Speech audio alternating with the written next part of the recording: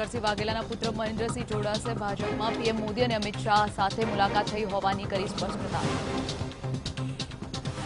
અહેમદ પટેલની શાખ દાવ પર લગાવી કોંગ્રેસ ષડયંત્ર જીતાડી ચૂંટણી। શંકરસિંહ વાઘેલાના કોંગી નેતાઓ પર ચાબખા। રાજ્યમાં વધ્યું સ્વાઇન ફ્લૂનું સંકટ। વડોદરામાં વધુ 4ના મોત તો સુરતમાં 8 કેસ પોઝિટિવ નોંધાયા।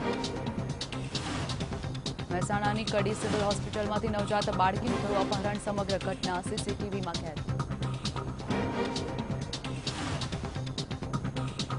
ઉત્તર પ્રદેશના અકબરગંજ પાસે અકાલ તખ્ત ટ્રેનમાં શંકાસ્પદ વિસ્ફોટક મળી આવ્યો। મુસાફરોની ચકાસણી બાદ ટ્રેનને રવાના કરાઈ। વિકાસ બરાલાએ વર્ણિકાનું પીછો કર્યા હોવાનું સ્વીકાર્યું। ગઈકાલે પોલીસે વિકાસ અને તેના મિત્ર આશિષની કરી ધરપકડ।